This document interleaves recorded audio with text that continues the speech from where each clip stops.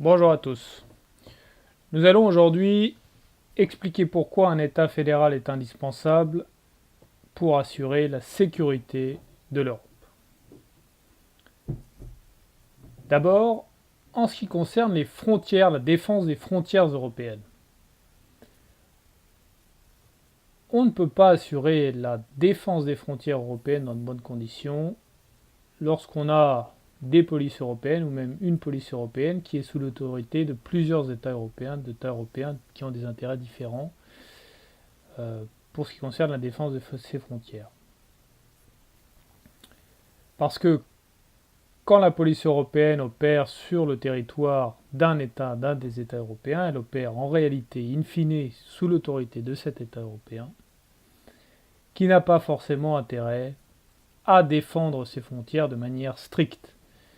Parce que les flux de réfugiés et de clandestins qui passent à travers son territoire vont ensuite vers le cœur de l'Europe. Et ne restent pas sur le territoire de cet État européen. Donc cet État européen, il n'a pas un intérêt fondamental à défendre ses frontières et donc les frontières de l'Europe ne sont pas défendues dans de bonnes conditions. Pour vraiment défendre les frontières de l'Europe correctement, il faut un État européen qui est responsable de l'intérêt de l'ensemble des Européens. En matière de terrorisme, c'est pareil, on ne peut pas assurer correctement la sécurité de l'Europe si on n'a pas un État européen. Parce que chaque État individuel européen ne dispose pas des ressources, ne dispose pas de la taille critique, ne dispose pas des technologies qui permettent de faire face à la menace terroriste, qui est une menace mondiale. Donc c'est seulement au niveau européen qu'on peut faire face à la menace terroriste dans de bonnes conditions et de manière indépendante.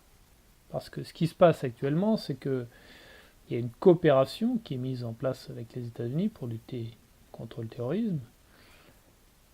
Cette coopération, elle peut se justifier, mais le problème, c'est que quand les pays européens sont divisés, ça les place dans une position de faiblesse par rapport aux États-Unis pour assurer leur sécurité en matière de terrorisme. Parce que les pays européens sont dépendants, en grande partie, des États-Unis pour bien se protéger, pour pouvoir se protéger, essayer de se protéger contre le terrorisme.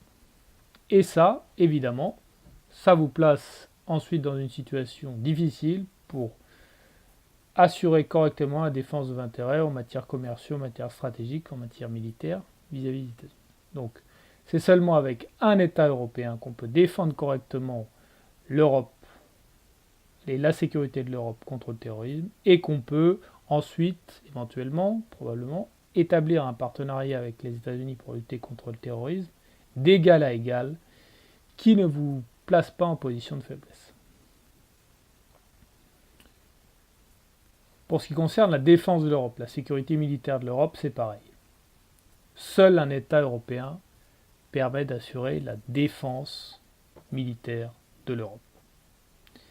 C'est seulement avec un État européen que vous avez la possibilité d'avoir un centre de décision politique crédible qui décide de l'emploi de la force armée européenne.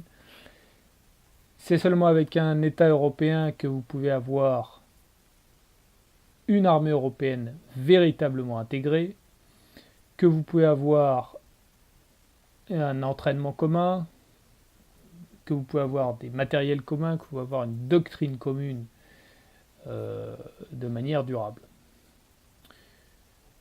Et que vous pouvez procéder à la construction des matériels, notamment des missiles, des sous-marins, des matériels terrestres, qui permettent de placer l'Europe d'égal à égal avec les autres grandes puissances militaires de la planète, notamment la Russie, les États-Unis, la Chine, l'Inde et toutes les autres puissances montantes. Donc on ne peut pas assurer la défense de l'Europe sans État européen parce qu'on ne peut pas faire une défense européenne crédible sans un État européen. Et si on n'a pas de défense européenne crédible, on ne peut pas poursuivre une diplomatie européenne indépendante qui permet de défendre dans de bonnes conditions les intérêts européens. Sans un État européen, une défense européenne crédible et une diplomatie européenne indépendante, on ne peut pas passer de l'OTAN, où les pays européens ne pourront pas sortir de l'OTAN, et les conséquences de leur dépendance vis-à-vis des États-Unis, parce que quand on est divisé, on est affaibli, et quand on est affaibli, on est dans une situation de dépendance, et on est satellisé, on est vassalisé par la puissance principale, qui est la puissance américaine, et donc on est dépendant de la puissance américaine, même au plan diplomatique, ce qui a des conséquences néfastes importantes, parce qu'il faut quand même rappeler qu'en matière de terrorisme, c'est la politique américaine à l'égard de l'Irak, à l'égard de la Syrie, à l'égard de la Libye, à l'égard de l'Arabie Saoudite, qui est la principale cause de l'expansion du terrorisme. Parce qu'en déstabilisant l'Irak, la Syrie, la Libye, les Américains, la politique américaine a créé un appel d'air qui a suscité l'émergence du salafisme et du terrorisme dans ces pays. Et en soutenant inconditionnellement et quasiment l'Arabie Saoudite, on a favorisé l'exportation par l'Arabie Saoudite de son idéologie fondamentaliste, traditionnaliste, qui alimente, involontairement probablement, mais qui alimente les dérives terroristes à travers le monde. Il faut aussi dire que la dépendance diplomatique vis-à-vis des États-Unis et l'alliance défensive avec les États-Unis à travers l'OTAN risque d'entraîner l'Europe dans une guerre avec la Chine. Parce que les États-Unis conduisent depuis 1950 en réalité une politique d'ingérence en Extrême-Orient, d'abord avec la guerre de Corée, puis la guerre du Vietnam, puis maintenant avec la mer de Chine, avec le problème de Taïwan, avec le problème des îles qui sont contestées entre le Japon et la Chine. Et cette politique d'ingérence américaine en Extrême-Orient, elle va à l'encontre des intérêts chinois. Donc on a le risque d'un affrontement entre les États-Unis et la Chine sur ces problèmes. Et dans le cas d'un affrontement sino-américain, compte tenu de l'alliance défensive entre l'Europe et les États-Unis, il est fort probable que les États-Unis, que les Européens soient conduits à intervenir aux côtés des Américains contre la Chine, ce qui nous entraînerait dans une guerre contre la Chine qui n'est absolument pas l'intérêt des Européens. C'est seulement si on a un État européen avec une défense européenne indépendante et donc une diplomatie européenne indépendante et crédible qu'on pourra conduire une diplomatie donc favorable vraiment aux intérêts européens, notamment pour diffuser l'influence européenne en Asie centrale, dans le monde arabe et en Chine, afin de renforcer l'influence européenne dans ces pays, afin de ensuite pouvoir renforcer aussi l'influence européenne en Russie et en Afrique, pour assurer à l'Europe sa sécurité géostratégique, son rayonnement diplomatique, sa sécurité militaire, son approvisionnement en matières premières et en énergie. Et ça permettra aussi aux Européens de favoriser considérablement leurs exportations en matière militaire et civile, notamment en remplaçant en partie les Américains pour ces questions en Asie centrale et dans le monde arabe, et pouvant remplacer aussi la Russie sur ces questions, notamment en Iran pour ses exportations, notamment en Iran et en Chine, parce qu'aujourd'hui, l'Europe est évincée en grande partie de ses marchés. Pourquoi ? Parce qu'elle ne dispose pas de l'influence géostratégique qui lui permet d'avoir le poids suffisant pour s'imposer sur ces marchés et pour remplacer en partie les Américains, et parce que le marché, notamment chinois ou même le marché iranien, sont interdits une grande partie des produits européens. Pourquoi? Parce que l'Europe suit une politique qui n'est pas conforme à ses intérêts parce qu'elle est dans l'orbite diplomatique américaine.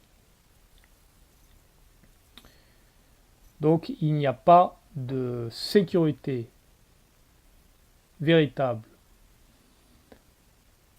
et d'influence et de sécurité géostratégique et de rayonnement géostratégique véritable qui conduit en fait et qui conditionne la sécurité véritable pour l'Europe sans un État européen. Et seul un État européen permet de créer une défense européenne crédible et une diplomatie européenne indépendante. Alors, en conclusion, on peut aussi ajouter que il n'y a pas en fait, d'unité d'Union européenne possible à long terme et de cohérence européenne à long terme et d'entente européenne s'il n'y a pas la perspective de création d'un État fédéral européen. Pourquoi? Parce qu'en fait, chaque État a tendance à défendre ses intérêts. Et quand vous n'avez pas un processus qui conduit progressivement à une unification européenne qui permet aux Européens de défendre leurs intérêts dans le cadre d'une intégration de plus en plus poussée, et donc cette intégration maintenant elle passe nécessairement par la création d'un État fédéral européen, il n'y a plus d'autre but crédible, clair et mobilisateur qui permet de faire converger les énergies des Européens et des États européens, en dehors de celle de la création d'un vrai État fédéral européen. Si vous n'avez pas cette perspective de création d'un État fédéral européen, comme chaque État européen, comme tous les autres États, ont tendance à défendre leurs intérêts, eh bien ils vont commencer à défendre leurs intérêts au détriment des autres États européens. Et les rivalités entre États européens vont prendre progressivement le dessus. Alors ce processus, en fait, il a déjà commencé. Il a commencé avec le Brexit, il a commencé avec le différend germano-grec sur la dette qui s'allonge, qui dure, voire qui s'intensifie. Il a commencé avec la montée des souverainismes locaux, très importante, en Hollande, en Italie, en France et dans d'autres pays, avec la victoire même des souverainismes locaux en Pologne et en Hongrie. Et donc, on voit bien qu'il n'y a pas d'avenir, qu'il n'y a pas de possibilité pour l'Union européenne de survivre si il n'y a pas un but clair et mobilisateur pour l'intégration de l'Europe, ce but ne pouvant être que la création d'un État fédéral européen qui seul peut apporter la sécurité interne et externe aux Européens et la prospérité économique, financière, sociale aux Européens. Seulement un État européen qui est capable de faire ça. En dehors de ça, on ne peut plus apporter des avantages crédibles pour les Européens. Donc, à cet État fédéral européen, qui est indispensable, il faudra transférer toutes les compétences qui ne peuvent plus être exercées par les États européens individuellement. Et aujourd'hui, on voit bien qu'on ne peut plus exercer dans de bonnes conditions au niveau des États européens individuellement, ni la défense, ni la diplomatie, ni la grande politique industrielle, ni les grandes politiques de recherche ou les grandes infrastructures d'investissement et de transport. Donc ce sont ces compétences-là qu'il faudra transférer à l'État fédéral européen parce qu'on ne peut plus les exercer au niveau de chaque pays européen individuellement et ceci porte atteinte aux intérêts des Européens. Donc c'est l'intérêt des Européens, de l'intérêt des Européens de transférer ces compétences à un État fédéral européen. Merci pour votre attention.